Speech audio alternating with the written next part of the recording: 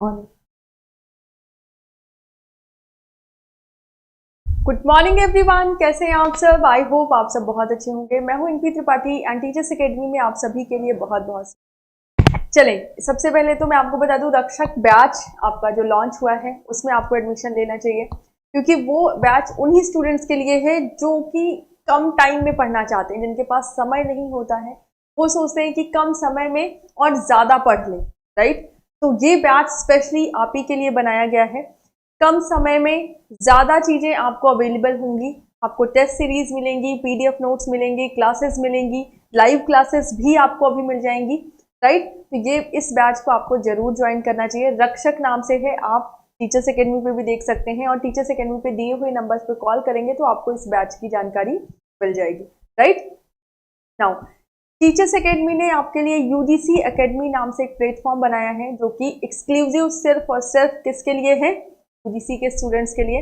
तो यूजीसी का चाहे आप फर्स्ट पेपर दे रहे हो चाहे सेकंड पेपर दे रहे हो, राइट, तो वहां पे आपको सारी वीडियोस मिल जाएंगी फर्स्ट एंड सेकंड पेपर की। आप एक बार उस बैच को, उस चैनल को ज्वाइन कर लें। यूजीसी एकेडमी के नाम से वो चैनल है, और उस चैनल को ज्वाइन करेंगे तो आपको कहीं भी खिचड़ी चीजें नहीं मिलेंगी। आपको एक्सक्लूसिव जो चीजें आप पढ़ना चाहते हैं वही चीजें मिलेंगी, क्योंकि अगर आप किसी दूसरे चैनल पे जाते हैं जहाँ पे बहुत सारी सब्जेक्ट पढ़ाए जा रहे हैं, वहाँ पे आपको पहले सर्च करना पड़ता है कि यूजीसी की कौन कौन सी वीडियोज है, कौन कौन सा सब्जेक्ट यूजीसी का पढ़ाया गया है। लेकिन यूजीसी एकेडमी में आपको हर चीज एक्सक्लूसिव मिल जाएगी। तो उस चैनल को ज्वाइन करना मस्ट है आप लोगों के लिए।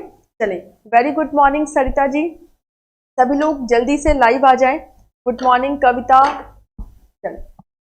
नाउ स्टार्ट करते हैं 2022 के क्वेश्चंस। फर्स्ट है आपका, क्लाउड कंप्यूटिंग तथ्यता क्या है। क्लाउड कंप्यूटिंग क्या है, ये क्वेश्चन आपसे पूछा गया है। तो सबसे पहले, डेस्कटॉप कंप्यूटरों को संगठित करने का एक तरीका है, या वह सॉफ्टवेयर जो किसी हार्डवेयर में थोड़ा स्थान घेरता है, या वे कंप्यूटिंग संसाधन जो कि मांग पर सुलभ हो सकते हैं, जैसे कि यूटिलिटी से समय पर विद्युत। तो एक तरह से क्लाउड कंप्यूटिंग आपका क्या है, जैसे अगर मैं बात करूं कि आप गूगल ड्राइव में डेटा स्टोर करते हैं या गूगल फोटोज में डेटा स्टोर करते हैं, तो आप कहाँ पे डेटा स्टोर कर रहे हैं, क्लाउड में डेटा स्टोर कर रहे हैं। और उस डेटा को स्टोर करना, उसको रिट्रीव करना, आप क्या बोल सकते हो उसको, क्लाउड कंप्यूटिंग, राइट। इससे डील कर रहे हैं आप, क्लाउड से डील कर रहे हैं। ये आपका क्या हो जाएगा, फर्स्ट का सी ऑप्शन करेक्ट हो जाएगा, राइट।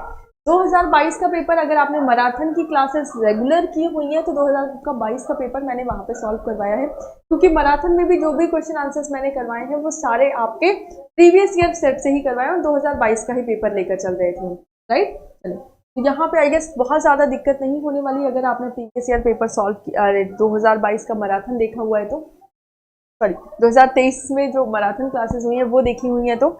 नेक्स्ट आपका है, दो स्टेटमेंट दिए गए हैं। पहला है, किसी ईमेल व्यवस्था में बीसीसी, यहाँ पे बीएसएस नहीं, बी कर लीजिए, बीसीसी प्राप्तकर्ताओं को संदेश के सभी अन्य प्राप्तकर्ताओं हेतु दृश्यमान होने की अनुमति देता है। ये क्या बोल रहे हैं कि ईमेल व्यवस्था में, ईमेल में बीसीसी, बीसीसी की फुल फॉर्म क्या है, blind carbon copy, blind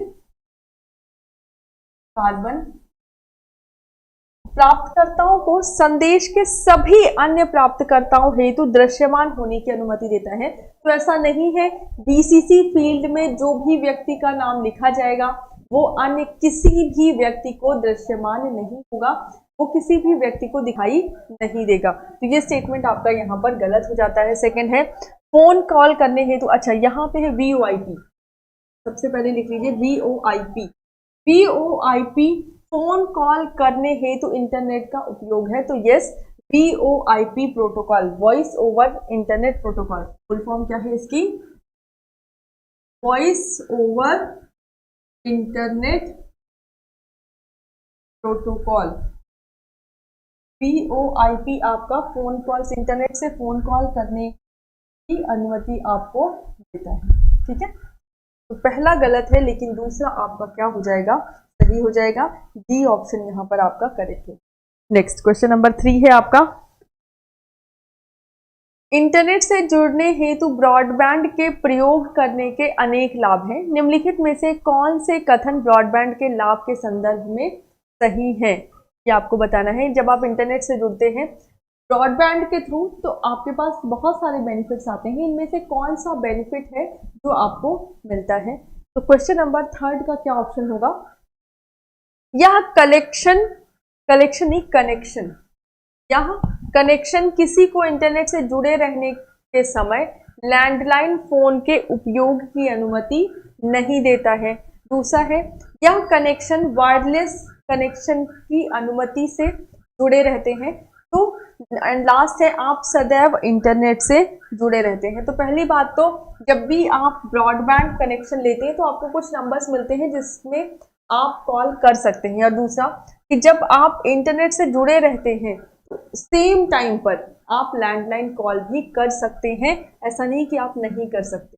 next है ये वायरलेस, अगर आपने ब्रॉडबैंड कनेक्शन लिया है तो आप घर में 10-15 मोबाइल फोन या 5-6 मोबाइल फोन वायरलेस के थ्रू ही चलाते हैं, मतलब एक राउटर लगा दिया और बाकी सारे आपने वाईफाई से ही कनेक्ट किए होते हैं, तो वायरलेस की अनुमति ये देता है। आप सदैव इंटरनेट से जुड़े रहते हैं, तो बिल्कुल सही बात है। ब्रॉडबैंड से, जब हम ब्रॉडबैंड से कनेक्ट होते हैं तो हम इंटरनेट से कनेक्ट होते हैं, ठीक है, ब्रॉडबैंड नेटवर्क से हम इंटरनेट से कनेक्ट होते हैं। तो केवल बी और सी आपके सही है, ए सही नहीं है, राइट? थर्ड का सी, वेरी गुड। नेक्स्ट, नेटवर्क से जुड़े कंप्यूटरों के बारे में निम्नलिखित कौन से कथन सही है? इनमें से कौन सा कथन सही है ये आपको बताना है। नेटवर्क प्रयोक्ता ईमेल और त्वरित संदेश वाहक के माध्यम से संप्रेषण कर सकता है। और दूसरा है, प्रयोक्ताओं के मध्य फाइलों को आसानी से साझा किया जा सकता है। अगर कंप्यूटर नेटवर्क से जुड़ा है तब की बात हो रही है। समूचे कंप्यूटरों नेटवर्क के अन्य कंप्यूटरों पर वायरस का प्रसार नहीं हो सकता। एंड डी है, किसी नेटवर्क पर एक प्रिंटर तक अनेक प्रयोक्ताओं की पहुंच और उसे साझा करना संभव हो जाता है। सी, तो नेटवर्क प्रयोक्ता ईमेल और इंस्टेंट मैसेजिंग का यूज कर सकता है। नेक्स्ट, वैसे सही बात तो ये है कि अगर नेटवर्क में है तब आप ईमेल और इंस्टेंट मैसेजिंग नहीं, जब आप इंटरनेट से कनेक्ट होते हैं तब आप इनका यूज करते हैं, राइट? लेकिन यहाँ पे ऑप्शन के हिसाब से अगर हम देखें तो नेटवर्क प्रयोक्ता, क्योंकि आपके यूजीसी ने यही आंसर करेक्ट किया है। नाउ नेक्स्ट है, प्रयोक्ताओं के मध्य, बिल्कुल अगर आप किसी नेटवर्क से कनेक्टेड हैं तो फाइल को आसानी से शेयर कर सकते हैं। तीसरा है, समूचे कंप्यूटर नेटवर्क पर वायरस का प्रसार नहीं होता। तो वायरस के प्रसार के लिए ऐसा नहीं कि आप नेटवर्क से कनेक्टेड हैं तो वायरस का प्रसार नहीं होगा, वायरस का प्रसार आपका हो भी सकता है, ठीक है। नेक्स्ट आपका क्या है, किसी नेटवर्क पर एक प्रिंटर तक अनेक प्रयोक्ताओं की पहुंच और उसे साझा करना संभव है। तो ये भी स्टेटमेंट आपका बिल्कुल सही है कि अगर नेटवर्क से कनेक्टेड है तो एक प्रिंटर है और अनेक लोग उसका यूज कर रहे हैं। तो क्या हो जाएगा करेक्ट? ए, बी और डी ऑप्शंस आपके करेक्ट हो जाएंगे। नेक्स्ट क्वेश्चन नंबर 5 है, निम्नलिखित में से कौन सी विशेषताएं हैं जो कि आपको विंडोज डेस्कटॉप परिवेश के प्रबंधन करने की अनुमति देता है? तो विंडोज डेस्कटॉप अगर आप यूज करें या विंडोज ऑपरेटिंग सिस्टम यूज करें तो इनमें से किसका आप कौन कौन सा काम कर सकते हैं? तो पहला है शॉर्टकट बनाना, बिल्कुल आप शॉर्टकट बना सकते हैं। बी, फोल्डरों को पुनर्नामित करना, रीनेम करना, बिल्कुल फोल्डर्स को आप रीनेम कर सकते हैं। वीडियो कॉन्फ्रेंसिंग के लिए आपको अलग से एक सॉफ्टवेयर लेना पड़ेगा, एप्लीकेशन सॉफ्टवेयर लेना पड़ेगा, ये विंडोज डेस्कटॉप की फैसिलिटी नहीं है। नेक्स्ट है आपका आइकन के आकार का समायोजन करना, तो बिल्कुल आइकन का आकार आप छोटा बड़ा कर सकते हैं। तो ये भी सही है, ये भी सही है और ये भी, सी ऑप्शन आपका गलत हो जाएगा। यहाँ पे डी करना, ए, बी और डी सही। आई गेस इसमें एक ऑप्शन और रहा होगा ई, जो कि मिसिंग है। हमारे पास जितने ऑप्शन है हम उतने में से ही निकालते हैं, ठीक है। तो जो करेक्ट ऑप्शन है वो हो जाएगा ए, बी और डी ऑप्शन आपका करेक्ट। चलो नेक्स्ट क्वेश्चन नंबर 6 से अगेन मोस्ट इंपॉर्टेंट है। एक्सेल आपसे पूछा जा रहा है, हर साल पूछा जा रहा है। प्रीवियस ईयर पेपर उठा के देखेंगे, उसमें भी बहुत सारे क्वेश्चन आपको जाएंगे, तो ये आपको आना चाहिए। और प्लीज इस सेशन को शेयर कर दीजिए जिससे और भी लोग इससे जुड़ सकें, ठीक है।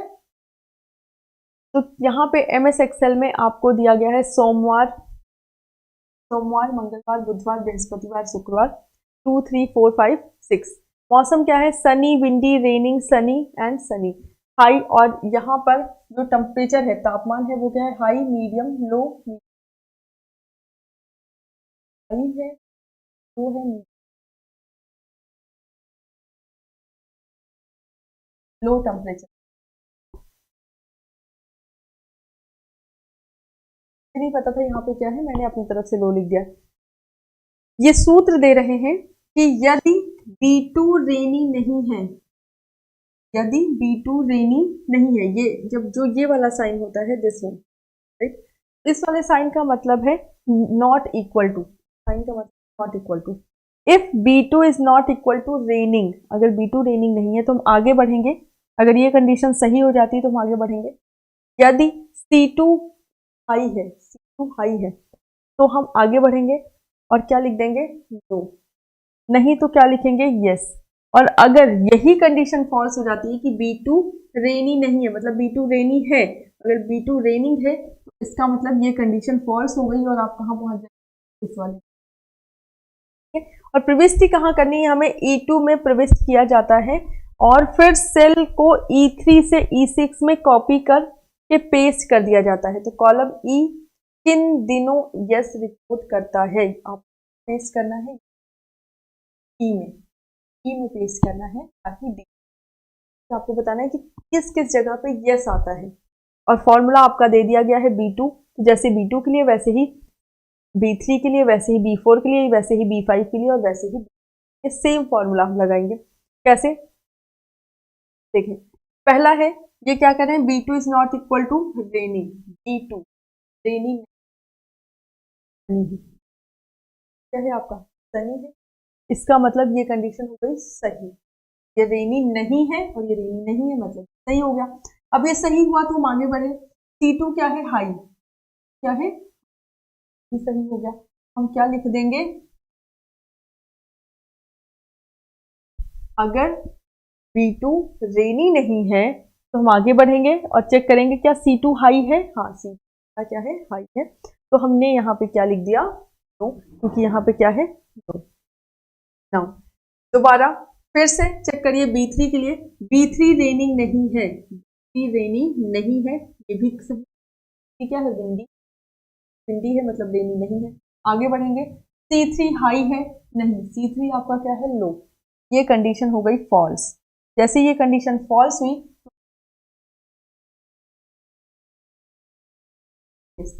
मतलब B2 रेनी नहीं है और C2 आपका हाई नहीं है, तो यहां पे क्या आ गया, यस।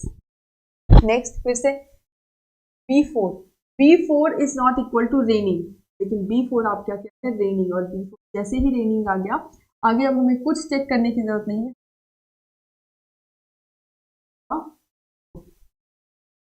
नेक्स्ट B5, B5 रेनी नहीं है, दिस वन B5 रेनी नहीं है, बिल्कुल सही बात है, रेनी नहीं है। आगे बढ़ेंगे, मतलब कंडीशन सही हो गई, आगे बढ़ेंगे, यदि C5 हाई है, रेनी नहीं है, सही है, C5 हाई है, 5 आपका हाई नहीं है, C5 अगर लिखेंगे यस। फिर से शुक्रवार के दिन क्या होगा, फिर से चेक करेंगे क्या, B6, B6 रेनी है, B6 रेनी नहीं है, सनी है, इसका मतलब कंडीशन ट्रू हुई। और C2 क्या है, हाई है, नहीं, ये कंडीशन हो गई फॉल्स। यहाँ पे आपका आ गया, आई होप, मुझे लग रहा है कि यहाँ पे लो की जगह, यहाँ पे मुझे लग रहा है हाई, बात नहीं, क्योंकि जहाँ यहाँ पे मैंने लो कर दिया तो आपका आंसर ही आ रहा है। अब आप आंसर में आ रहा है, हमसे पूछा है कि किस किस दिन यस रिपोर्ट करता है, तो मंगलवार के दिन, बृहस्पतिवार के दिन और शुक्रवार के दिन, मंगलवार, बृहस्पतिवार और शुक्रवार, तो यहाँ पे सोमवार, बृहस्पति, मंगलवार, मंगलवार, बृहस्पतिवार और शुक्रवार को ये क्या रिपोर्ट कर रहा है, यस रिपोर्ट कर रहा है। क्योंकि ये मैंने अपनी तरफ से लिखा है इसलिए मुझे आंसर को मॉडिफाई करना पड़ा, हो सकता है यहाँ पे इन्होंने हाई लिखा हो और सिर्फ बृहस्पतिवार और शुक्रवार के दिन ही वो यस रिपोर्ट कर रहा हो। बाकी ये समझ में नहीं आ रहा है, इसको प्लीज समझें। देखो, ये कंडीशन समझ लो बस, इफ, यदि, हर एक कंडीशन कुछ, और अगर यहाँ की बात करें तो अभी प्रेजेंट टाइम पे यदि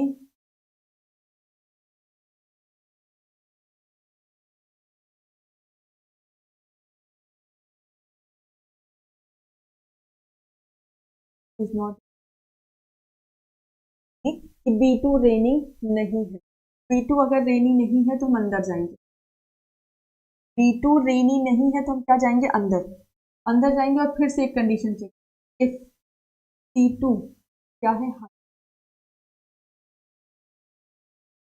और अगर C2 हाई है फिर से अंदर जाएंगे और हम लिख देंगे नो।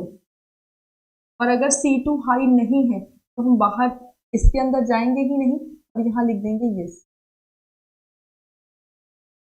और अगर यही वाला आपका फेल हो गया, यही वाला आपका फेल हो गया, तब यही फॉल्स हो गया तो बाहर आ जाएंगे। आप साफ देखिए, अब ये पूरी कंडीशन देखें, B2 रेनी नहीं है तो अंदर गए, यहाँ पे देखो, अगर B2 रेनी नहीं है तब हम आगे बढ़ेंगे। रेनी नहीं है मतलब ये सही हो गया, कंडीशन ट्रू, यही बोल रहे हैं ना, B2 रेनी नहीं होना चाहिए, नहीं है रेनी मतलब ये सही बात है। अब सही बात है तो इसी के अंदर जाएंगे। और मान लो B2 रेनी होता तो, B2 अगर रेनी नहीं है लेकिन B2 क्या है, रेनी है, तो हम बाहर आ जाएंगे और हम इससे, इस वाले लूप से बाहर आए, हमने क्या प्रिंट कर दिया, no। लेकिन B2 रेनी नहीं है तो हम अंदर गए। अब जब अंदर गए तो देखा, यदि C2 क्या है, हाई, यदि C2 क्या है, हाई। अब देखो क्या C2 हाई है, हाँ C2 हमारा क्या है, हाई। अब C2 हाई है तो हम अंदर गए, इसके भी अंदर चले गए, ये वाली कंडीशन भी सही होगी तो इसके अंदर गए और हमने क्या किया, नो। लेकिन नेक्स्ट में देखें, B2 आपका क्या है, रेनी नहीं है, रेनी नहीं है, हम अंदर तो चले गए इसके। उसके बाद क्या है, क्या C2 आपका हाई है, क्या C2 आपका हाई है, नहीं, C2 हमारा लो था, राइट। जगह पे यहाँ पे जो B2 है, नेक्स्ट के लिए हम B3 कर देंगे, B3 और C3 कर देंगे, नेक्स्ट के लिए B4 C4 कर देंगे, फिर B5 C5 कर देंगे, ठीक है। तो क्या C3 आपका हाई था, नहीं, तो अब इसके अंदर हम जाएंगे ही नहीं, जाएंगे ही नहीं। हम कहाँ चले आए, सॉरी, इसके अंदर हम जाएंगे ही, हम कहाँ चले आए, बाहर, ठीक है। अब ये वाला पोर्शन हम स्किप कर देंगे, इसके बाहर आएंगे तो ये वाला यस मिल जाएगा, क्योंकि इसके अंदर ही ये वाला काम हो रहा है। अगर ये सही है तो इसके अंदर ये वाला काम करो, अगर ये गलत है तो ये वाला काम करो, सिंपल ये है। स्प्रेडशीट वाले क्वेश्चन टफ नहीं है, बस लॉजिकल है। आपने अगर लॉजिक समझ लिया इसका, बहुत आसानी से आप लोग कर लेंगे इसको, ठीक है। नेक्स्ट है क्वेश्चन नंबर 7, वेबसाइट पर वीडियो उपलब्ध है जिनका, अच्छा वो आंसर बता दिया था मैंने इसका, आंसर डी ऑप्शन आपका यहाँ पर करेक्ट होगा।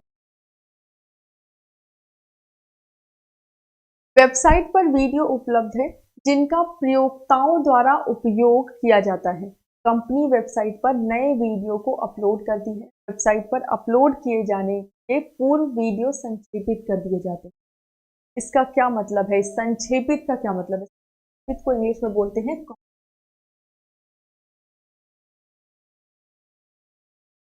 क्या कर दिया जाता है, कॉम्प्रेस कर दिया जाता है। तो कॉम्प्रेस करने से आंकड़ा गोपनीय हो जाता है, या वीडियो की अवधि कम हो जाती है, या वेब सर्वर पर कम भंडारण स्थान की आवश्यकता होती है, या फिर जब वीडियो को देख रहे हैं तो अधिक बैंडविड्थ की आवश्यकता होती है। यहाँ पे आंकड़ा गोपनीय करने के लिए हम कॉम्प्रेस या संक्षेपित नहीं करते, इसको हम करते हैं इनक्रिप्ट। क्या करते हैं, गोपनीय करने के लिए हम इनक्रिप्ट करते हैं। वीडियो की अवधि कम हो जाएगी तो फायदा ही क्या है संक्षेपित करने का। संक्षेपित करने का मतलब ये थोड़ी नहीं कि हम उसको छोटा कर देंगे, 5 मिनट वीडियो को 3 मिनट का कर देंगे।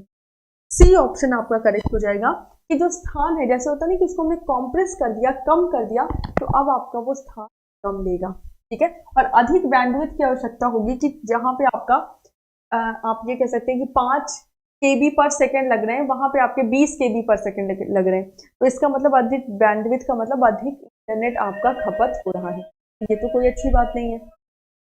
नेक्स्ट क्वेश्चन नंबर 8 देखिए, निम्नलिखित कंप्यूटरों को उनके लोकार्पण रिलीज तिथि के आधार पर प्राचीनतम से नवीनतम ढंग वाले सही कालानुक्रम को बताइए। तो सबसे पहले आपका आया था IBM 707, ये फर्स्ट जनरेशन का।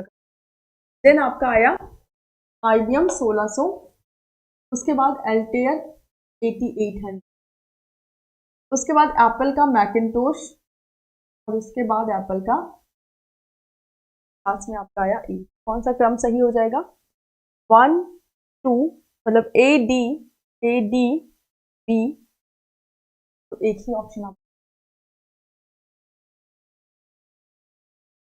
7th 8th का आपका डी ऑप्शन। नेक्स्ट है क्वेश्चन नंबर 9। नीचे दो कथन दिए गए हैं। पहला, इंटरनेट एक निजी नेटवर्क है जो किसी संगठन के कर्मचारी के लिए ही अभिगम्य होता है। दूसरा है, इंटरनेट एक सुपर कंप्यूटर है। तो पहला स्टेटमेंट तो सही है, इंटरनेट के बारे में, तो ये एक निजी नेटवर्क तो है, लेकिन इंटरनेट एक सुपर कंप्यूटर नहीं है। इंटरनेट एक फैसिलिटी है, एक सर्विस है, तो आप लोगों को इन नेटवर्क से कनेक्ट होने के लिए मिलती है, एक बड़ी नेटवर्क से कनेक्ट होना करते हैं। तो सेकंड आपका गलत, पहला सही है, तो आपका गलत। नेक्स्ट क्वेश्चन नंबर 10 है। अनीता एक नया कंप्यूटर खरीद रही है जिसमें एलईडी डिस्प्ले लगा है। एलईडी डिस्प्ले के बारे में इसमें से कथन सही है, ये आपको बताना है। एलईडी एक सपाट पैनल है, तो सही बात है। एलईडी आपका क्या है, एक सपाट, इसमें ए होगा वो ऑप्शन सही, बाकी सारे ऑप्शन। नेक्स्ट, यह लाल हरे नीले रंग वाले डायोड का प्रयोग करके छवियां निर्मित करता है, ये भी आपका आरजीबी कलर्स यहाँ पर यूज होते हैं। नेक्स्ट, यह अत्यधिक ऊर्जा दक्ष नहीं, तो बिल्कुल गलत बात है, क्योंकि अगर हम एलईडी की बात करें तो यहाँ पे एलईडी आपका एक ऊर्जा दक्ष या फिर आप कह सकते हैं कम लाइट की खपत करता है। नेक्स्ट, इसे मोबाइल उपकरणों जैसे स्मार्टफोन या टैबलेट में प्रयोग किया जाता है, ये आपका सही है कि इसको हम इस्तेमाल कर सकते हैं। स्मार्टफोन्स पे, टैबलेट में इनका उपयोग किया जा सकता है। यह एक अग्र जनन फ्रंट लिट डिस्प्ले है, ये एक फ्रंट लिट डिस्प्ले नहीं है। ये आपका आएगा कौन कौन सा, ए ऑप्शन दिख ही रहा है जिसमें ए पहले है, ये आपका करेक्ट होगा। साउंड ब्रेक हो रही है, जस्ट एक सेकेंड रुक जाए।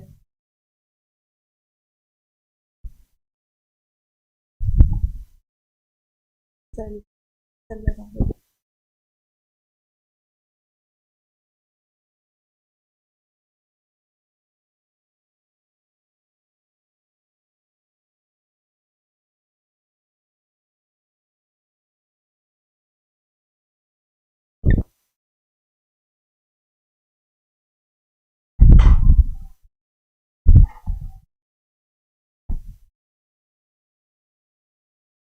चले, अब आवाज सही आ रही होगी, आई गेस बैटरी डाउन हो गई थी। नाउ, इसी कंप्यूटर नेटवर्क युक्त के हार्डवेयर एड्रेस में 48 बिट है। हेक्साडेसिमल संख्याओं के पदों में निम्नलिखित में से वैध कौन सा एड्रेस है, ये आपको बताना है। बहुत एक ट्रिकी क्वेश्चन है ये आपसे।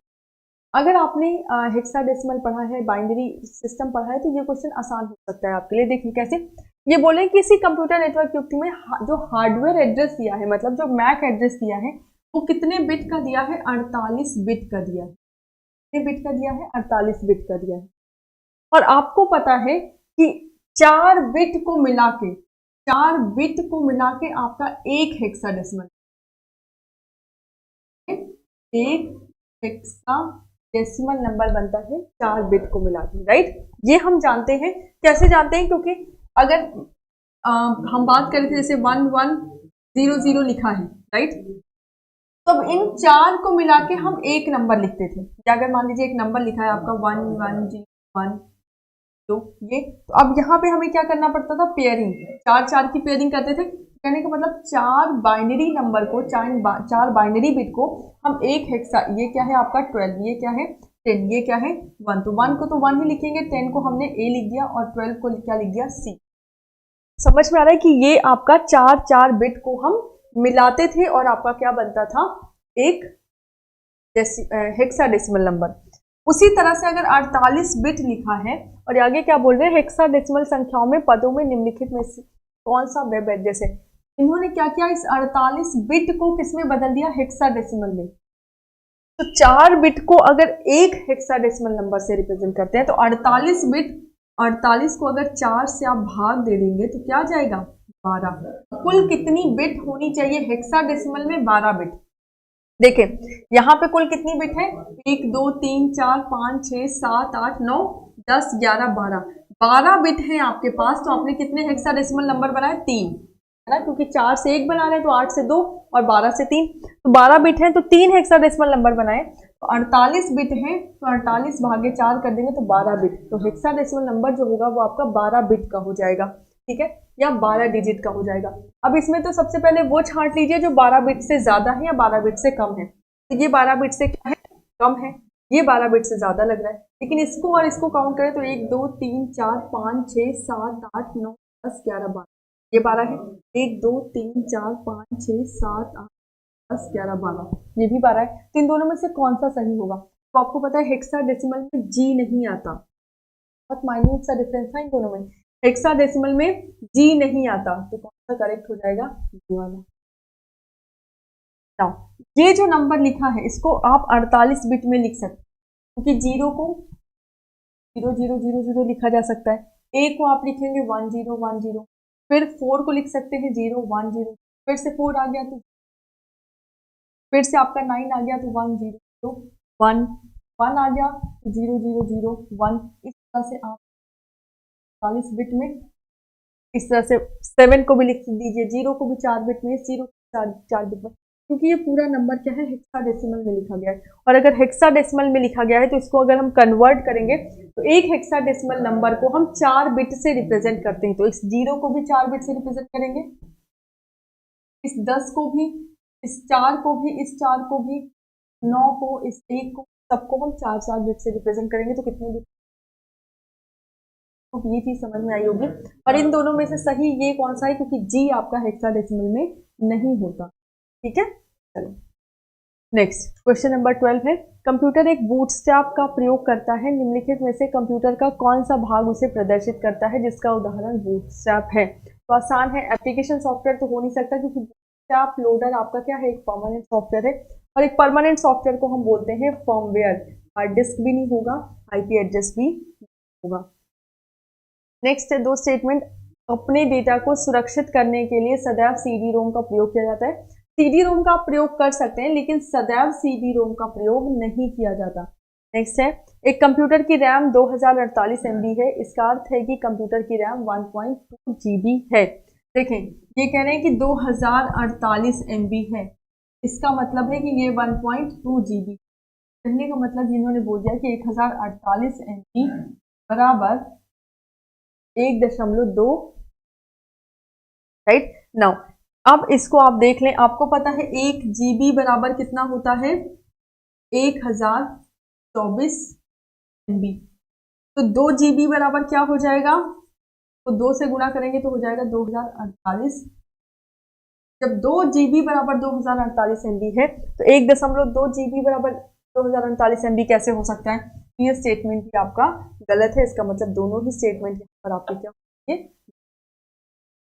नेक्स्ट, संगीत फाइलों को संचित करने के लिए निम्नलिखित में से कौन से फाइल फॉर्मेट प्रयुक्त किए जाते हैं, तो संगीत की बात हो रही है, संगीत फाइलों के लिए बिट मैप आपका किसके लिए है, इमेज फाइल के लिए, HTML या STM क्या है, हाइपर टेक्स्ट मार्कअप लैंग्वेज, या आपकी क्या है, एक लैंग्वेज है, किस लिए, कौन सी लैंग्वेज है, वेबसाइट बनाने के लिए, ये आपका WAV, WMA और MP3 तीनों ही आपके क्या है, एक ऑडियो फाइल फॉर्मेट है, और हमें संगीत फाइल्स ही चाहिए, तो कौन कौन सा हो जाएगा, BCE, B, C and E, D option आपका यहाँ पर करेक्ट हो जाएगा।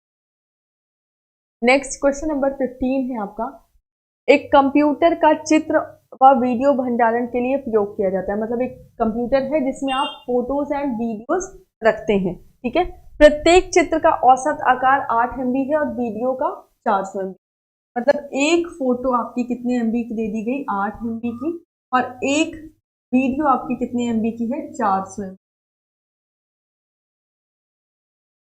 चलो अब 800 चित्रों और 80 फोटो के भंडारण के लिए निम्न में से कितनी मेमोरी की आवश्यकता होगी, पहले तो हम मेमोरी निकाल लें, तो यहाँ पे एक फोटो अगर 8 MB की है तो कितनी फोटो रखनी है, 800, 800 फोटो कितनी हो जाएंगी, 800 गुणे 8 MB बराबर 6400 MB, कितना हो जाएगा, लगभग 6400 MB। अब एक वीडियो 400 MB है, कुल वीडियो कितनी रखी है, 80 वीडियो, ये क्या हो जाएगा, 80 गुणे 400 MB, तो ये हो जाएगा 32,000, क्या हो जाएगा 32,000 MB।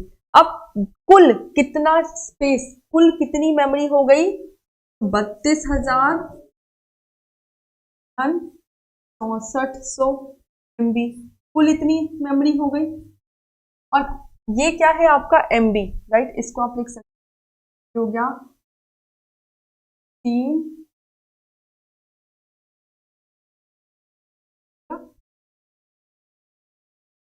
38,400,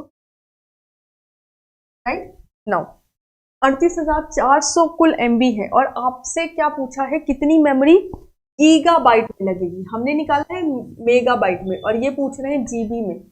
और इन्होंने बता दिया कि एक KB बराबर 1024, मतलब जो पैमाना लेना है वो हमें 1024 का लेना है। तो आपको पता है कि इतने MB हैं आपके पास, और ये पता है आपको कि 1 GB बराबर 1024 MB है ना।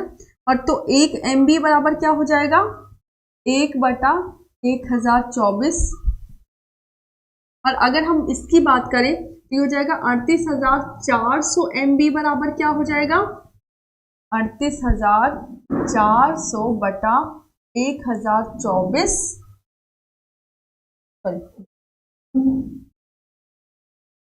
कुल मिला के अगर आप 1024 से भाग दे देंगे 38,400 को, तो आपका क्या आ जाएगा आंसर। अब अगर 1024 को हम भाग देंगे तो लगभग मान लीजिए 1000 ही है ना, लगभग 1000 है, तो सबसे पहले कितनी बार जाएगा, ये 3 बार जाएगा, राइट। फिर आपके पास कितना बच गया, लगभग 8400, ये लगभग 3.37 पॉइंट समथिंग आना चाहिए। इसको आप भाग देखेंगे तो आपका आंसर 37.50, 15th का डी ऑप्शन आपका करेक्ट हो जाएगा। Very good.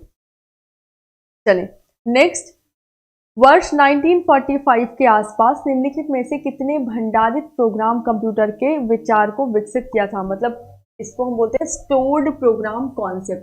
तो स्टोर्ड प्रोग्राम कॉन्सेप्ट आपने का बनाया था जॉन वॉन न्यूमैन ने आपका स्टोर्ड प्रोग्राम कॉन्सेप्ट यहाँ पर डेवलप किया था। स्ट्रेंथ इतनी कम क्यों है भाई, जल्दी से सभी लोग लाइव आए, इस सेशन को शेयर कर दीजिए, जो भी आपका ग्रुप है, टेलीग्राम ग्रुप है, व्हाट्सएप ग्रुप है, जिससे ज्यादा से ज्यादा लोग आ सके, क्योंकि एग्जाम आपका करीब आ रहा है, तो आप अपने मन से तो पढ़ नहीं पाएंगे, ये मुझे कंफर्म है, राइट। तो जब मैं पढ़ा रही हूँ तो इस 1 घंटे में अगर आप पढ़ लेंगे तो आपके लिए बहुत ही ज्यादा बेनिफिशियल हो जाएगा, ठीक है। चलिए तो नेक्स्ट है क्वेश्चन नंबर 17, निम्नलिखित में से कौन सी संचार प्रणाली व्यक्तियों के एक समूह को संबंधित पाठ के या अधिक पृष्ठों को प्रविष्ट, आशोधित व योगदान करने की अनुमति देकर साझा करने व सहकार की के साधन प्रदान करती है। तो ये है आपकी विकिपीडिया, ये एक कोलैबोरेटिव वेबसाइट है।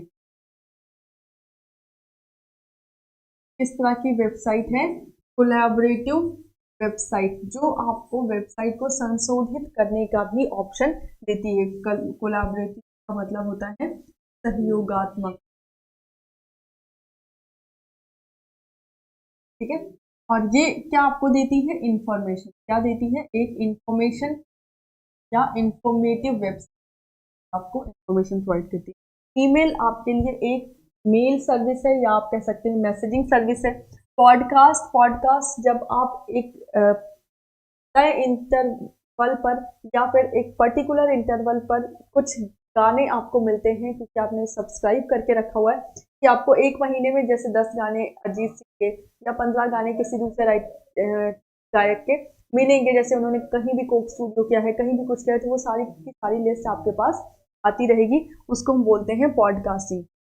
आरएसएस फीड आपका रियली सिंपल सिंडिकेशन फीड है, जो कि आपको हेल्प करता है किसी भी चीज में अपडेट रहने के लिए। आरएसएस फीड आपका क्या है, अप टू डेट रखने के लिए इस्तेमाल किया जाता है। और यहाँ पे जो करेक्ट आंसर हो जाएगा वो हो जाएगा विकिपीडिया। नेक्स्ट क्वेश्चन नंबर 18 है, नीचे 2 स्टेटमेंट दिए गए हैं। पहला है EEPR रोम का पूर्ण रूप electronically extendable programmable read only memory है। नहीं, EEPROM का मतलब है इलेक्ट्रॉनिकली इरेजेबल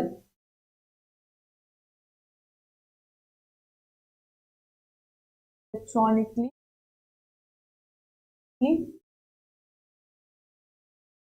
इरेजेबल प्रोग्रामेबल रोम, ठीक है, इलेक्ट्रॉनिकली इरेजेबल प्रोग्रामेबल रोम। दूसरा है मेमोरी के अन्य प्रकारों की अपेक्षा रैम लिखने व पढ़ने में कहीं अधिक तीव्र है, बिल्कुल सही बात है, परंतु गैर अस्थायीपन इसकी एक प्रमुख कमी है। अब यहाँ पे आपको सही लग रहा होगा ये स्टेटमेंट, क्योंकि ये एक नॉन वॉलेटाइल मेमोरी है, एक नॉन वॉलेटाइल मेमोरी है, लेकिन ये इसकी एक प्रमुख कमी नहीं है, ये इसका एक एडवांटेज है, ये इसका डिसएडवांटेज नहीं है, ये इसका एडवांटेज है, इसलिए दोनों ही स्टेटमेंट क्या हो जाएंगे आपके, गलत हो जाएंगे। नेक्स्ट क्वेश्चन नंबर 19 है ईमेल एड्रेस स्पूफिंग के संबंध में निम्नलिखित में से कौन से कथन। पहला है ईमेल एड्रेस स्पूफिंग का अर्थ है दूसरे स्टाफ को ईमेल प्रति भेजना, बिल्कुल नहीं। ईमेल एड्रेस स्पूफिंग का प्रयोग चोरी के लिए किया जाता है, हैकिंग के लिए किया जाता है। तो ईमेल एड्रेस स्पूफिंग में क्या किया जाता है कि जो भी ईमेल एड्रेस है या जो भी आपकी ओरिजिनल वेबसाइट है उसमें थोड़ा सा हेर फेर करके आपको ईमेल भेज दिया गया, या जो ओरिजिनल ईमेल है उससे रिलेटेड, जैसे मान लीजिए एसबीआई के थ्रू से आपका कोई ईमेल आ रहा है, लेकिन वो जो एसबीआई का ईमेल होगा उसके एक या दो लेटर में चेंज कर दिया और किसी थर्ड पार्टी से आपको वो मैसेज मिल रहा है और आप इतना ध्यान नहीं देते, आपको लगता है कि ये वहीं से एसबीआई से ही ईमेल आ रहा है, right. Next email address spoofing email sieves अथवा प्रेषक सूचना की जालसाजी होती है, तो ऑप्शन भी यहाँ पर करेक्ट हो जाएगा। ईमेल एड्रेस स्पूफिंग अन्य स्टाफ सदस्यों को मजाकिया ईमेल भेजना है, तो कौन सा सही है, बी एंड सी आपका करेक्ट। नेक्स्ट ए से सी तक दिए गए निम्नलिखित अनुप्रयोगों में से कौन मुक्त स्रोत डिजिटल प्लेटफॉर्म के शीर्ष पर निर्मित होते हैं। यहाँ पर अगर हम ओपन सोर्स की बात करें, मुक्त सोर्स का सिंपल है ओपन सोर्स की बात की जाती है, ओपन सोर्स की अगर हम बात करें, ओपन सोर्स PHP है और डिजी लॉकर, ये दोनों ही ओपन सोर्स है। WinRAR आपका किसी भी फाइल को कंप्रेस करने के लिए एक एप्लीकेशन सॉफ्टवेयर है, एक एप्लीकेशन सॉफ्टवेयर है। और किस लिए इस्तेमाल होता है ये किसी भी फाइल को कंप्रेस करने के लिए, कि वो फाइल जो है वो कम स्थान घेरे, उसके लिए इस्तेमाल होता है WinRAR।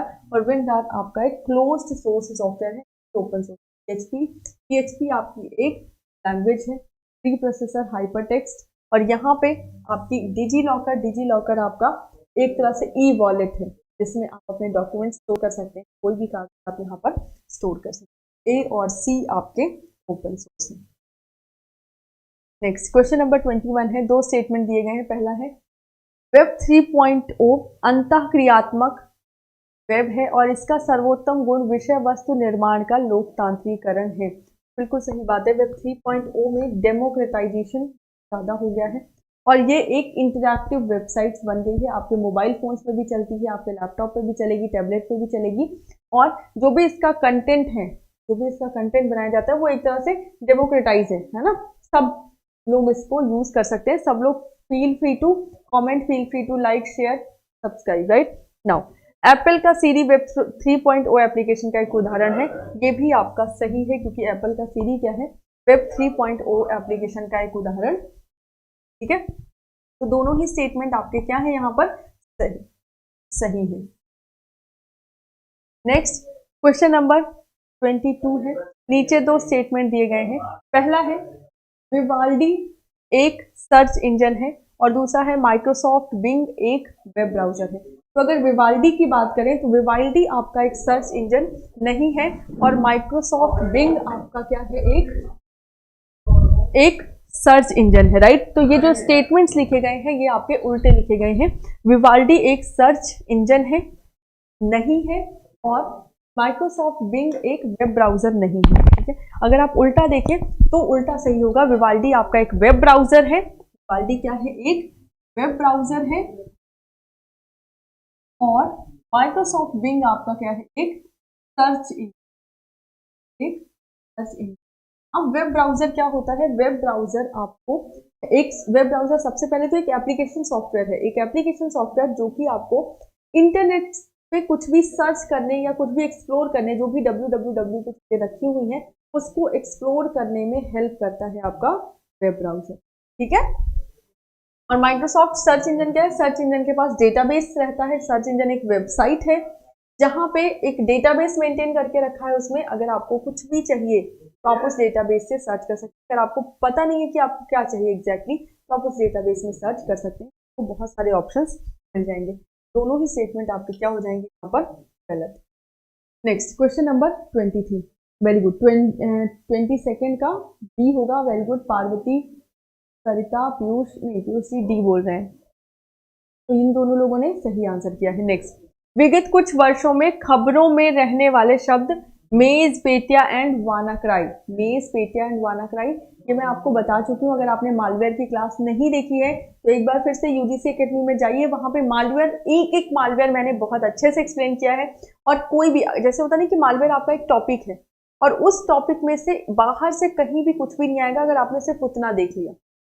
सिर्फ 3 वीडियो है आई गेस, उन 3 वीडियो में बाहर से कहीं भी, तो ये आपको free of cost UGC academy पे मिल जाएंगी, टीचर्स एकेडमी पे भी मिल जाएंगी, लेकिन वहां पे आपको प्लेलिस्ट सर्च करनी पड़ेगी। यूजीसी एकेडमी आपका ऐसा प्लेटफॉर्म है जहां पे सिंपल यूजीसी का कंटेंट है, तो वहां पे आपको इतना सर्च नहीं करना पड़ेगा। ठीक है, चलिए यहाँ पे कुछ मेज, पेटिया एंड वानाक्राई आपके क्या है? साइबर अटैक्स हैं, क्या आप कह सकते हैं मालवेयर हैं। ठीक है, एक वानाक्राई आपका एक रैंसमवेयर है, मेज एंड पेटिया आपके क्या है? वॉर्म है। और ये आपके क्या कह सकते हैं यहाँ पे, अगर इसमें से बेस्ट ऑप्शन देखें तो आपका क्या होगा? Cyber attack. नेक्स्ट, सर्वोत्तम गुणवत्तापूर्ण विषय वस्तु के निर्माण और प्रसार को नियुक्त की गई है। इस संदर्भ में निम्नलिखित में से कौन 2 युग्म सही सुमेलित हैं? तो यहाँ पे आपको बताना है कि कौन सा सेट सही है। पहला है आपका AICTE, ये क्या है? CEC। नेक्स्ट NCERT और अगर हम बात करें AICTE, ये जितना भी टेक्निकल काम होता है, इंजीनियरिंग शिक्षा के साथ साथ टेक्निकल भी ये पूरा का पूरा रखता है। इस वजह से ए तो आपका गलत हो जाएगा, ए आपका, क्योंकि सिर्फ अभियांत्रिक इंजीनियरिंग टीचिंग नहीं, ये आपका टेक्निकल टीचिंग पूरा का पूरा इन्वॉल्व करता है। CEC की बात करें तो अभी स्नातक शिक्षा, CEC आपका सही हो सकता है। NCERT की बात करें तो शिक्षक प्रशिक्षण कार्यक्रम, NCERT आपका शिक्षक प्रशिक्षण कार्यक्रम तो करता ही है, साथ साथ जो भी आपका 9th 10th 12th तक का जो भी सिलेबस है वो भी आपका NCERT द्वारा कवर होता है, तो सी भी आपका गलत हो जाएगा। UGC क्या है? गैर तकनीकी या नॉन टेक्निकल स्नातकोत्तर शिक्षा, ये भी आपका करेक्ट हो जाएगा। B, C एंड D आपका करेक्ट है। कोई ऑप्शन है यहाँ पर? C and D, sorry B and D, हाँ B एंड D ऑप्शन आपका करेक्ट हो जाएगा। ठीक है, C तो आपका गलत ही है। नेक्स्ट क्वेश्चन नंबर 25 है आपका, हाँ 24 का D होगा। क्वेश्चन नंबर 25 है, एक वेब पेज प्रयोक्ता को लिंक पर जाने के लिए दूसरे वेब पेज खोलने के लिए आमंत्रित करता है। निवेदित वेब पेज में HTML कोड और जावास्क्रिप्ट कोड है। इस संदर्भ में निम्नलिखित कथन A से E है। अब जैसे ये वाला प्रश्न है, ये प्रश्न थोड़ा सा आपको घुमा के दे दिया है, हो सकता है कि मेरे पढ़ाने के बाद भी हो सकता है ये प्रश्न आपको कठिन लगे, क्योंकि सारी चीजें हर एक टर्म मैंने आपको बताए हुए, लेकिन उनको जोड़ना थोड़ा सा कठिन हो सकता है। तो यहाँ पे आप थोड़ा सा अगर आप दिमाग लगाएंगे या थोड़ा सा एनालिसिस करेंगे तो आप देखें, पहला क्या है? निवेदित वेब पेज ग्राहक कंप्यूटर पर प्रदर्शित किया गया है। दूसरा है, प्रयोक्ता हाइपर लिंक पर क्लिक करता है और वेब सर्वर से वेब पेज के लिए निवेदन भेजा जाता है। ठीक है, निवेदित वेब पेज की विषय वस्तु ग्राहक कंप्यूटर को संचारित की जाती है। ग्राहक कंप्यूटर वेब ब्राउजर सॉफ्टवेयर का प्रयोग करते हुए जावास्क्रिप्ट कोड का संसाधन करता है। एंड लास्ट आपका वेब सर्वर निवेदित वेब पेज का पता लगाता है। अब देखें कौन सा ऑप्शन इसमें सही हो सकता है, तो यहाँ पे देखो बी ज्यादा बार आया है, तो कोशिश करते हैं बी। कैसे आपको ऑप्शन निकालना है ये मैं बता रही हूँ, राइट। तो यहाँ पे देखिए, प्रयोक्ता हाइपर लिंक पर क्लिक करता है। जैसे आपको एक हाइपर लिंक दे दिया गया, तो सबसे पहले जो भी यूजर होगा उस हाइपर लिंक पे क्लिक करेगा, और हाइपर लिंक पे क्लिक करेगा तो क्या होगा? वेब सर्वर को, जो भी वो वेब पेज है वो वेब सर्वर को भेज दिया जाएगा। ठीक है, तो इसका मतलब बी तो होगा, सबसे पहले क्या होगा? बी होगा। उसके बाद क्या है? बी के बाद आपका क्या ऑप्शन आना चाहिए? ई।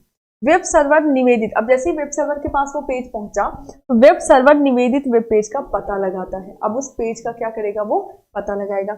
अब जैसे ही उसको उस पेज का पता लग गया तो अब आपके पास ऑप्शन है सी एंड डी में।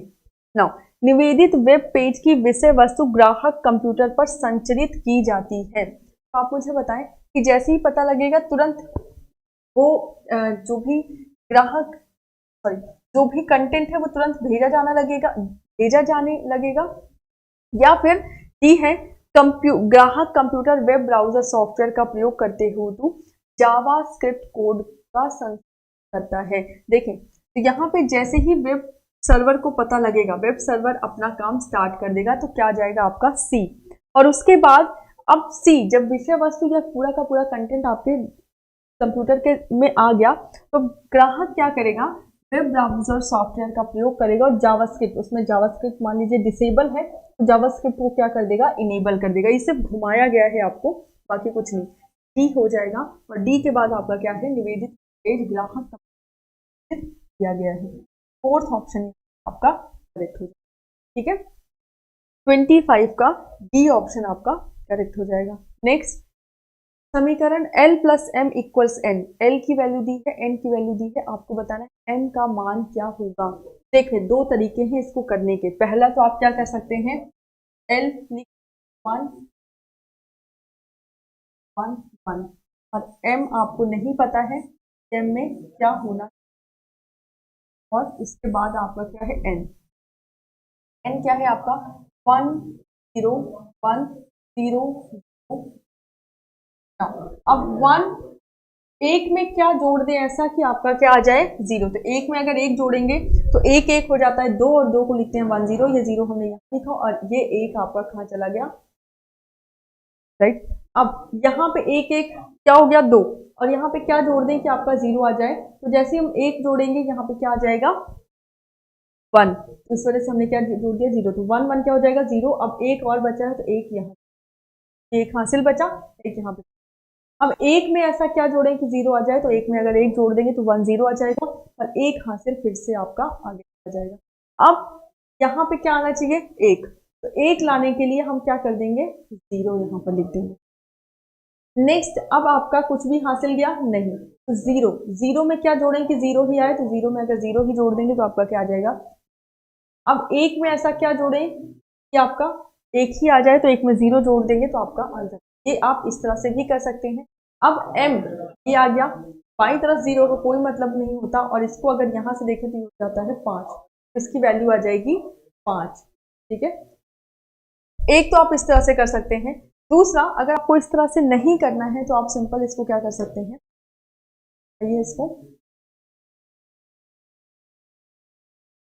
इसको हम क्या करेंगे कन्वर्ट कर लेंगे इसमें 1 0 0 0 1 1, ये क्या है बेस 2। इसको बदल दीजिए किसमें, डेसिमल में। ये क्या हो जाएगा 1 2 4 8 16 32, ये क्या आ जाएगा 32 + 2 1 3, ये आ गया 35। ये क्या है आपका n, और n कितना दिया गया है आपको 1 0 1 0 0, राइट। ये क्या है आपका n है, इसको हम लिख सकते हैं 2 4 8 16 32, क्या हो जाएगा 32 + 8 40 हाँ 40 और एक आ गया, सॉरी एक नहीं 40, ठीक है 32 और 8 क्या आ गया 40। तो यहाँ पे m में क्या जोड़ा जाए कि 40 आ जाए, राइट। l है, l में कितना जोड़ दिया जाए, l में कितना जोड़ दिया जाए कि 40 आ जाए। तो l में अगर आप 5 जोड़ देंगे तो आपका 40 आ जाएगा। तो बस यही तो आंसर आ रहा था, यही तो आपका आंसर है। ठीक है, चलो ये हो गया आपका आंसर।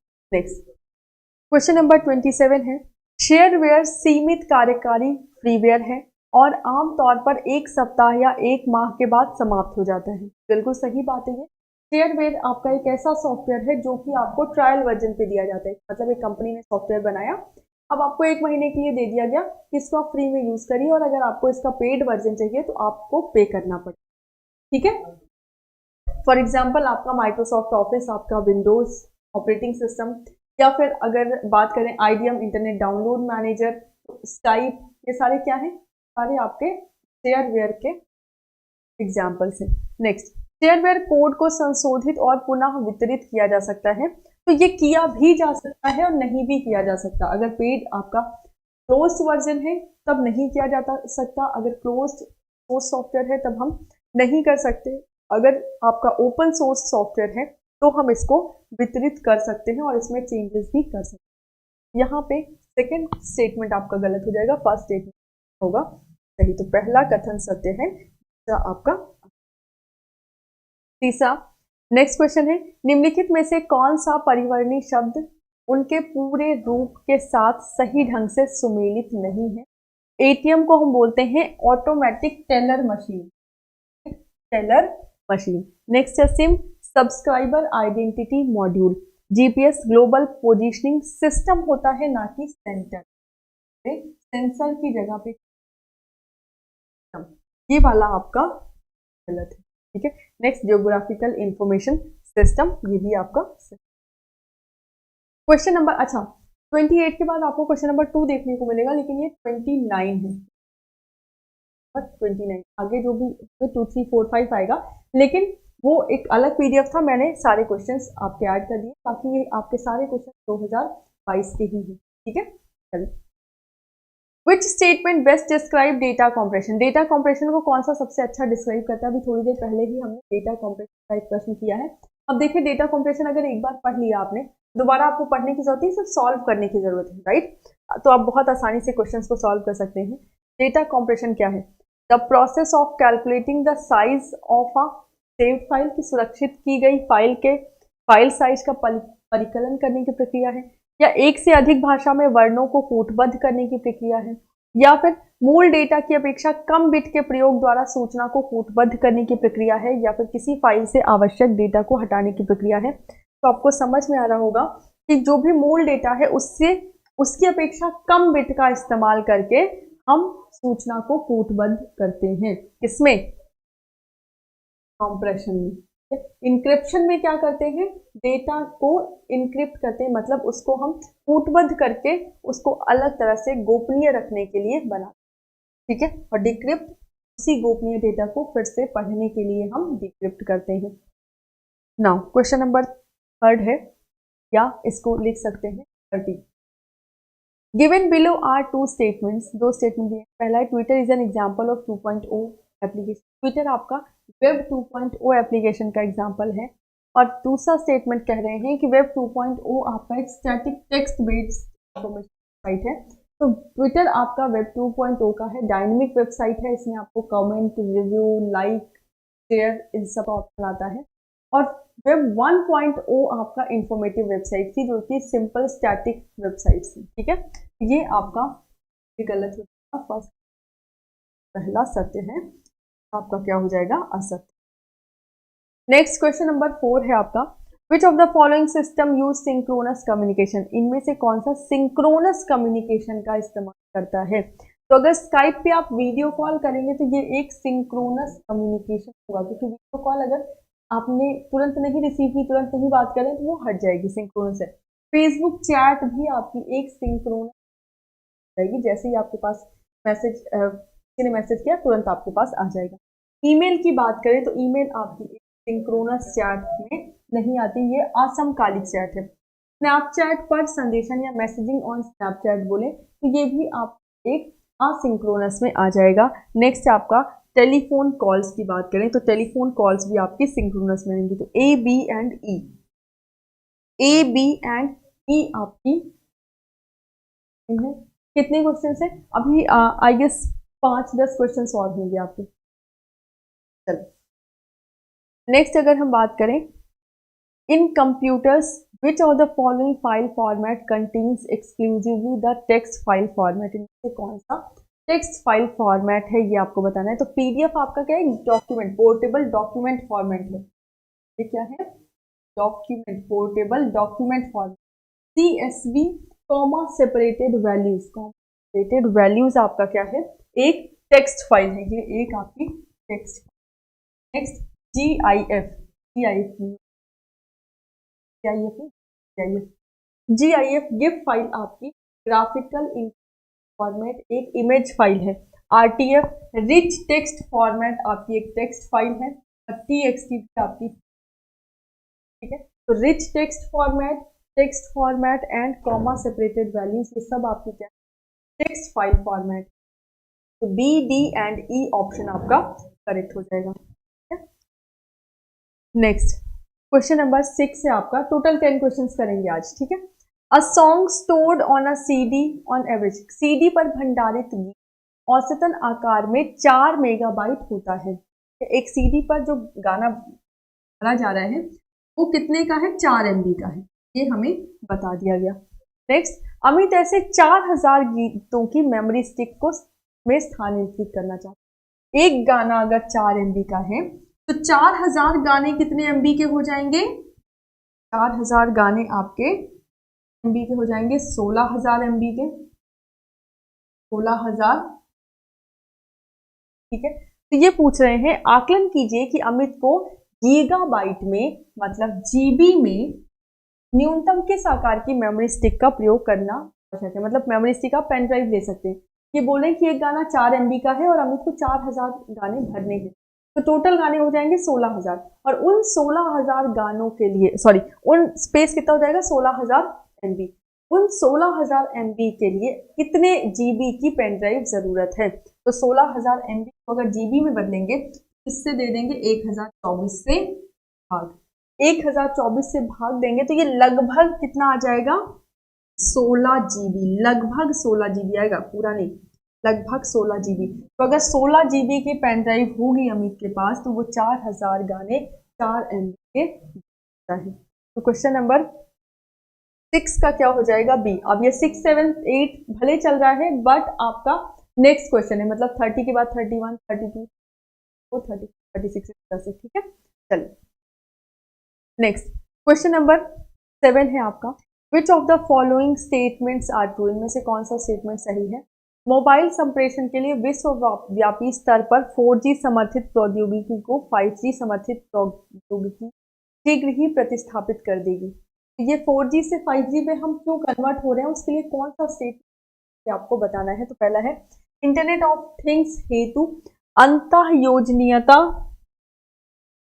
कहने का मतलब कि जो भी चीजें हैं सबको हम किस पे लेकर आए, इंटरनेट ऑफ थिंग्स, मतलब जितनी भी आपके इलेक्ट्रॉनिक गैजेट्स हैं सबको हम इंटरनेट की चीज बना दें, मतलब वो इंटरनेट से अपडेट हो सकते ही चल सकती है, जैसे आपका AC, फ्रिज, कूलर, टीवी सब कुछ कि आप इंटरनेट के थ्रू या मोबाइल के थ्रू उसको ऑपरेट कर सकते हैं, राइट। तो ये आपका पहला तो सही है, बिल्कुल सही बात है। 5G आपको स्पीड देगा और स्पीड देगा तो इंटरनेट कनेक्टिविटी आपकी सही होगी और आप हर चीज को इंटरनेट ऑफ थिंग्स बना सकते हैं। नेक्स्ट है ग्रेटर डाउनलोड स्पीड्स, डाउनलोड की अधिक गति, बिल्कुल सही बात है कि जो स्पीड होगी डाउनलोड की वो भी हमारी बढ़ जाएगी 5G में। लेस बैंडविथ, बैंडविथ कम हो जाएगी, ये कह रहे हैं कि स्पीड बढ़ जाएगी, अगर बैंडविथ कम है तो स्पीड कैसे बढ़ जाएगी, मतलब ये कह रहे हैं कि स्पीड तो बढ़ेगी लेकिन जो डेटा आएगा वो 5 kbps आएगा, मतलब 5 KB पर सेकेंड आएगा। तो जब 5 KB पर सेकेंड डेटा आ रहा है तो आपकी स्पीड कैसे बढ़ेगी, तो ये दोनों ही स्टेटमेंट आपस में कॉन्ट्राडिक्टिंग है, तो बैंडविथ भी आपकी क्या होगी ज्यादा। Next greater end to end delay, मतलब एक जगह से दूसरी जगह जाने में डिले होगा, तो ये भी आपका क्या हो जाएगा गलत। तो 7th का जो करेक्ट आंसर होगा वो क्या होगा ए एंड केवल ए और बी। नेक्स्ट है question number 8, given below are two statement, दो स्टेटमेंट दिए गए हैं। पहला है कीम is a payment app that let you make simple easy and quick transaction using unified payment interface. कह रहे हैं कि भीम आपका क्या है, एक पेमेंट ऐप है और क्या यूज करता है, यूनिफाइड पेमेंट इंटरफेस। तो ये कथन आप। दूसरा है courses delivered through Swayam platform are made available at minimum cost, minimal cost नहीं, जो भी कोर्सेज हैं आपके स्वयं प्लेटफॉर्म पे वो फ्री ऑफ कॉस्ट आपको मिलते हैं, ना कि कम दाम पे। तो सेकंड स्टेटमेंट आपका गलत हो जाएगा, फर्स्ट स्टेटमेंट आपका सही होगा। कथन एक सत्य है लेकिन कथन दो आपका क्या है। नेक्स्ट क्वेश्चन नंबर 9 है which one of the following acronym is matched incorrectly with its full form, इनमें से कौन सा एक्रोनिम है जो अपने फुल फॉर्म से मैच नहीं करता। Basic input output system, personal, अच्छा यहाँ पे है पर्सनल डिजिटल ऑथेंटिकेशन।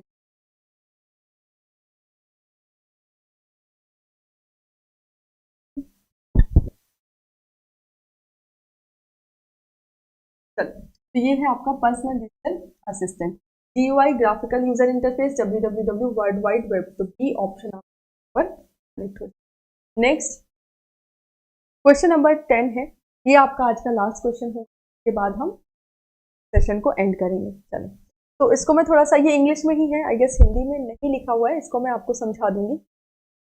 पहले, cameras that handle a higher number of dash will be able to capture more details than those with a lower number। ये कह रहे हैं ऐसा कैमरा जिसमें हायर नंबर ऑफ क्या होगा, जेपीईजी होगा या मेगापिक्सल होगा, रॉ होगा या कैपेसिटी, जिसमें अधिक मात्रा में, तो अधिक मात्रा में क्या होगा, मेगापिक्सल, मतलब कैमरा जो ज्यादा मेगापिक्सल का होगा वो ज्यादा डिटेल कवर करेगा रेदर देन कम मेगापिक्सल वाला। पहला स्टेटमेंट तो ये कहता है image data stored in a dash format have not processed and will take up more storage space than images data stored in disk. ये कह रहे हैं कि इमेजेस जो कि रॉ फॉर्म में स्टोर होती हैं वो ज्यादा स्पेस लेती हैं, प्रोसेस नहीं होती हैं, रेदर देन किसके कंपैरिजन में, किसकी अपेक्षा, जेपीई के, मतलब जेपीईजी की जो इमेजेस होती हैं, जेपीईजी फॉर्मेट की जो इमेज है वो आपकी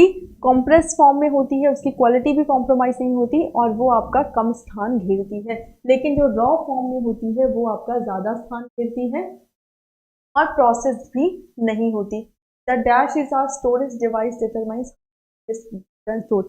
किसी भी डिवाइस की क्षमता या कैपेसिटी बताती है कि उस डिवाइस में कितनी इमेजेस स्टोर की जा सकती हैं या कितनी वीडियो स्टोर की जा सकती है, कितनी आपकी ऑडियो स्टोर की जा सकती है।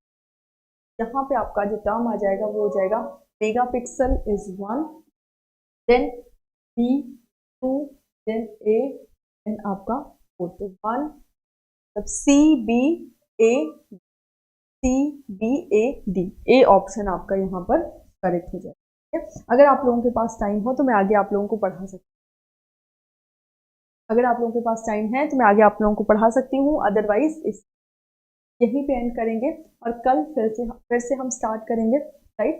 एंड फिर से अगेन मैं बोल रही हूँ, रक्षक बैच अगर आपने ज्वाइन नहीं किया है तो एक बार रक्षक बैच की डिटेल्स देखें। रक्षक बैच आपके लिए एक तरह से कह सकते हैं कि सबसे बेस्ट सॉल्यूशन बन सकता है कम समय में। अगर कम समय में आपको स्टडी करनी है तो आप रक्षक बैच ज्वाइन करिए, वहां पे आपको सारे पीडीएफ नोट्स आप अपने अकॉर्डिंग जितनी मेहनत आप कर पाएंगे, हम भी आपके साथ 5 घंटे 6 घंटे पर डे मेहनत करेंगे और आप जितनी मेहनत कर पाएंगे उतना जल्दी आप कोर्स कर सकते हैं। ऐसा नहीं कि अगर आप 4 महीने पहले से ही पढ़ना स्टार्ट करें तभी आप सक्सेस हो सकते हैं। आप कम समय में पढ़कर भी जेआरएफ हो सकते हैं, क्योंकि अगर फर्स्ट पेपर का कोर्स देखा जाए तो फर्स्ट पेपर आपका बहुत ज़्यादा टफ नहीं है, बस ट्रिकी है, जिसमें आपको मेंटोर की ज़रूरत पड़ेगी। और अगर आप फ्री वीडियोस देखना चाहते हैं तो आप यूजीसी एकेडमी को ज्वाइन कर लें, टीचर्स एकेडमी पे भी वीडियोस मिल जाएंगी आपको, लेकिन यूजीसी एकेडमी पे आपको एक्सक्लूसिव वीडियो मिलेगी, ठीक है। तो आज के लिए बस इतना ही रखते हैं, रक्षक बैच जरूर ज्वाइन करिए, यूजीसी एकेडमी जरूर ज्वाइन करिए, ये बस इतना ही।